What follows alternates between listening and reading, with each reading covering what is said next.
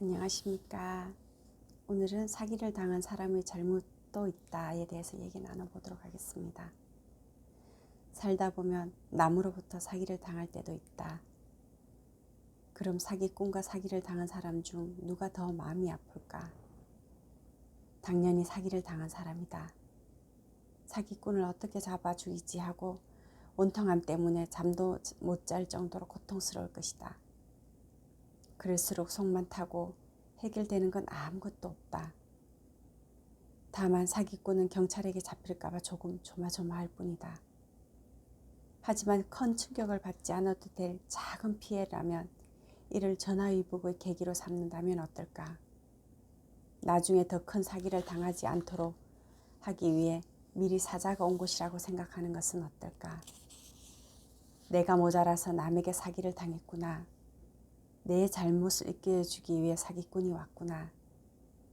지금은 어렵지만 오히려 사기꾼아 고맙다. 이제부터는 어떤 일이 있어도 사기를 당하지 말아야겠다. 차라리 이렇게 교훈 삼아서 다시는 사기꾼의 유혹에 빠지지 않도록 조심하는 것이 중요하다는 얘기다. 그러니 사기꾼을 미워하지 말고 오히려 고맙게 생각하고 더 열심히 살면 더 큰 지혜가 열려서 빠른 시일 내에 피해 본 것이 복구될 것이다.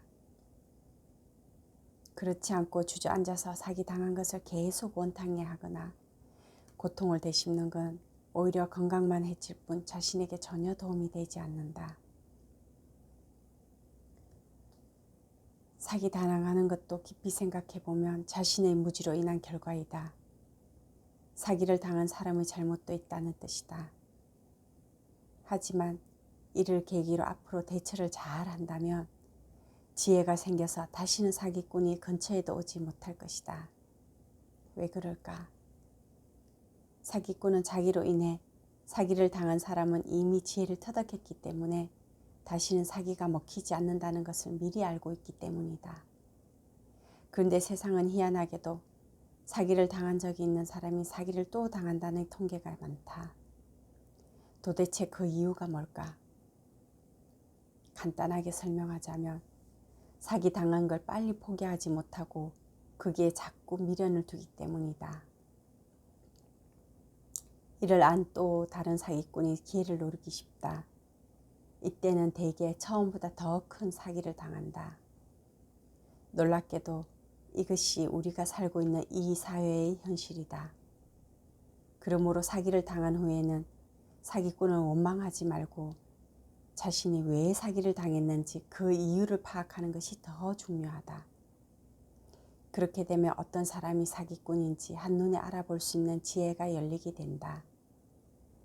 그렇지 않고 사기꾼을 계속 원망하거나 미워하게 되면 적반하장이 되어서 나중에는 더 큰 사기를 당하는 것이 대자연의 원리이다. 다시 말해서 자신이 무엇을 잘못해서 사기를 당했는지 반성하고 공부하는 계기로 삼아야 한다는 뜻이다. 사기꾼이 나에게 온 이유는 내가 행동을 잘못한 탓이다. 이처럼 사기를 당하는 근본적인 원인은 자신에게 있음을 알고 대처를 철저히 하면 다시는 사기꾼이 다가오지 못한다. 사람은 잘못이 있으면 빨리 고쳐야만 성장할 수 있다. 우리가 매사에 인생을 일한 마음 자세로만 산다면 좋은 인연들이 많이 찾아와서 당신을 돕거나 복을 받게 해줄 것이다. 덧붙이자면 사기꾼은 나의 재물을 훔쳐갈 자격은 있지만 내가 남에게 사기를 칠 자격은 내게 주어지지 않는다는 것이다. 설령 내가 사기를 당했다고 해서 사기꾼을 정오해서는 안 된다는 얘기다. 대자연은 어떤 경우에라도 남에게 화를 내거나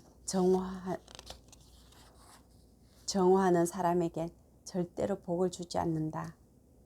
그러니 원통하고 억울하더라도 사기꾼을 사회의 법과 대자연에게 맡겨두어야 한다. 대자연의 법칙은 사기꾼을 반드시 힘들게 만들 것이다. 이것은 철칙이다.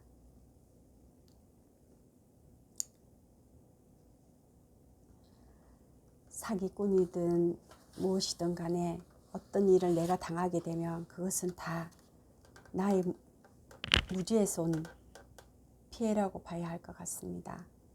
내가 어떤 힘든 일을 당했다면 그것은 나의 잘못으로 받아들이고 내가 그것이 부족한 사람이라는 것을 빨리 깨달아서 거기에 대한 공부를 하여서 다시는 그것을 겪지 않는 그런 지혜로운 사람이 되어야 할 것 같습니다. 감사합니다.